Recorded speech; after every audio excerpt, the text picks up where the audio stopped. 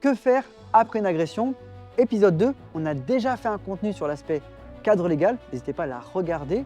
Aujourd'hui, on parle de l'aspect premier secours. Je suis en compagnie de Mathieu Delfos, qui est sapeur-pompier, formateur et ingénieur en gestion des risques, pour répondre à nos questions.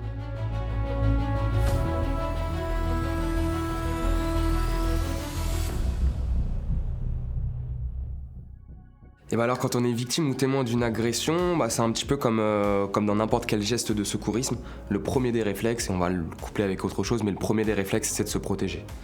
Parce que quand on est victime d'une agression ou témoin d'une agression, il y a déjà la problématique de la blessure physique et il y a aussi la problématique de l'agresseur. Et donc il faut savoir se protéger avant d'agir, parce que si on ne se protège pas, dans tous les cas on ne pourra pas agir.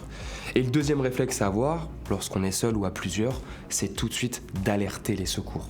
Et d'alerter les secours, lorsque c'est une agression, vous pouvez appeler les secours comme les pompiers, ils vont engager la police aussi avec. Donc ça va pas être une problématique de se dire mince, quel numéro je dois faire, le 17, le 18, le 112. En fait, si vous avez appelé les secours dans ce cas-là, notamment le 18 et le 112, mais on reviendra là-dessus plus tard, vous verrez qu'ils enverront la police aussi. C'est assez large comme question, on va tenter d'y répondre. Subir un traumatisme, ça va causer quoi comme détresse ? Avant tout, si c'est une agression, si c'est une certaine niveau de violence, ça va créer des traumatismes au niveau des cervicales, du rachis, donc du dos, et des lombaires. On entend souvent ce réflexe-là qui est de dire surtout faut pas toucher, faut pas toucher. C'est pas totalement vrai. Il ne faut pas déplacer la victime au risque de compliquer un peu la blessure qu'elle pourrait avoir. Mais au contraire, dans certains cas, il va falloir la toucher. La toucher pourquoi ? Pour la maintenir. Je vous donne l'exemple de la cheville. Vous avez mal à la cheville, vous allez éviter de la bouger. Et en fait, quand j'ai mal à la nuque, quand j'ai mal au dos ou au lombaire, c'est exactement le même principe. Dans ce type de traumatisme, nuque ou dos, lorsqu'on a quelqu'un qui se plaint d'une telle douleur, suite à une agression, une rixe, une bagarre, ce genre de choses, il va falloir essayer de lui maintenir cet axe-là qui est la tête, le cou, le tronc. Et donc pour ce faire, on va venir derrière la victime en maintenant de part et d'autre la tête de la victime pour éviter qu'elle bouge. Et lorsque c'est moi qui suis victime d'une agression, mon réflexe, c'est de ne pas bouger. Je reste immobile et j'appelle les secours. Aujourd'hui, c'est facile. Dis Siri, appelle le 18, appelle le 112, appelle le 15. C'est assez simple. Ok, blessure à l'arme blanche, par définition, comme tu l'as dit, ça va souvent entraîner ce qu'on appelle en secourisme un saignement abondant.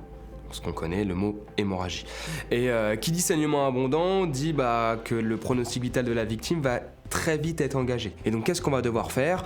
C'est comme quand il y a une fuite, il faut être pragmatique, on va colmater la fuite. Et donc pour colmater la fuite, il faut appuyer sur la blessure pour éviter que le sang ne sorte. Une fois qu'on aura appuyé, c'est comme une bouteille d'eau. On va venir allonger la victime qui va permettre au sang de circuler dans tous les organes vitaux du corps de manière naturelle. Par gravité, lorsque j'allonge ma victime, le sang il est correctement réparti. Une fois que j'ai allongé ma victime, je vais enfin pouvoir alerter. J'appuie, j'allonge, j'alerte. Moyen mémotechnique, les trois. J'appuie, j'allonge, j'alerte.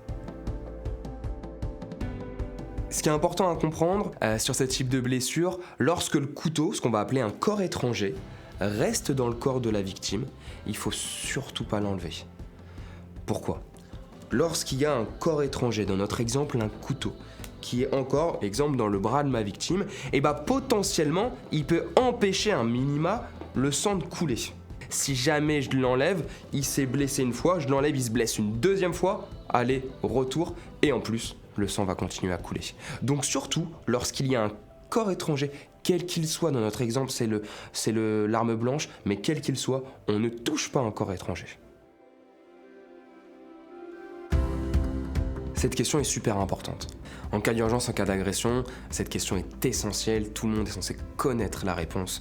Il y a 3 numéros d'urgence, le 18, le 112, le 15. Le 18, tout le monde le connaît, c'est le numéro des pompiers. On va les privilégier quand c'est un accident sur voie publique, lorsqu'on va avoir des urgences vitales et qu'on a besoin rapidement des secours sur place. Ensuite, nous avons le 112. Le 112, c'est le numéro d'urgence européen, mais en France, c'est assez simple, le 112 est rattaché au 18. Je fais le 112 ou le 18, c'est pareil. Et enfin, nous avons le 15. Le 15 qui est le SAMU. Le SAMU qui va pouvoir nous donner accès à un médecin régulateur. Qui dit médecin régulateur dit que je vais appeler le SAMU pour un avis médical. Tout en sachant que le 18 et le 15, ils sont toujours en perpétuelle interaction. Donc si nos collègues pompiers ont besoin d'un médecin sur place, ce qu'on appelle le SMUR, ils vont le demander assez aisément lorsque c'est une urgence vitale. Qu'est-ce que je dois dire lorsque j'alerte les secours? Premier réflexe, c'est je donne mon identité, ce qu'on appelle le numéro de contre-appel, pour que les secours puissent me rappeler en cas de coupure. Ok, manque de réseau ou quoi, ils peuvent nous rappeler. Une fois que j'ai donné mon numéro de contre-appel, je vais donner l'adresse en partant de la ville, la rue. Si dans un bâtiment, je donne les codes d'accès. Si c'est un chemin, une contre-allée ou ce genre de choses, il faut bien que je donne tout le cheminement des secours jusqu'au point du sinistre. Et si je suis avec un témoin, je peux demander à mon collègue d'aller chercher des secours au niveau de la rue. Une fois que c'est fait, très rapidement, et ça se fait de manière assez logique, vous allez donner l'état de la victime. Je suis face à quelqu'un qui vient de se faire rouer de coups. Je suis face à quelqu'un qui vient de se prendre un coup de couteau dans le bras. Je suis face à quelqu'un qui vient de subir une agression. Vous allez dire assez rapidement, il est bon de rappeler ce que vous avez fait. Voilà, il s'est fait rouer de coups, je l'ai immobilisé. Il saigne au niveau du bras, j'ai appuyé pour empêcher que le sang y coule. C'est important de préciser. Une fois que vous avez pu expliquer les gestes de secours auprès de l'opérateur, c'est plus facile à dire qu'à faire, mais restez calme et laissez-vous guider par l'opérateur. L'opérateur, c'est son métier, il va savoir vous poser les bonnes questions et il va savoir vous donner les bonnes indications. Pour s'améliorer, il y a un point très important. Ce qu'il faut comprendre, c'est qu'en France, on est mauvais au niveau des secouristes. On n'en a pas assez. On le voit bien, les pompiers, lorsqu'on intervient, on voit bien qu'on manque cruellement de premiers secours, d'une alerte efficace ou ce genre de choses. Donc l'idée, c'est de se former. Il faut qu'il y ait un maximum de secouristes en force, de personnes en France qui soient formées. Plus on est de personnes formées, plus vite on interviendra et plus les chances de survie seront importantes. Comment je me forme? C'est très simple.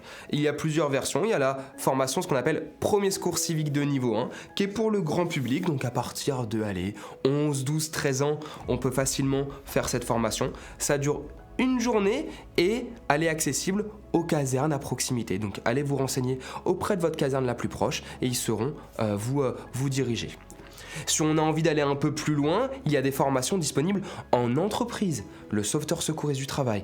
Là, c'est sur 2 jours, on va un peu plus dans le détail. On fait de la mise en situation et pareil, on est en capacité de répondre grâce à des réflexes à l'ensemble des gestes de secours. Il est super important de se former et vous allez voir que dans n'importe quelle formation, que ça soit PSC1 ou SST, on va s'adapter, on fait du sur-mesure.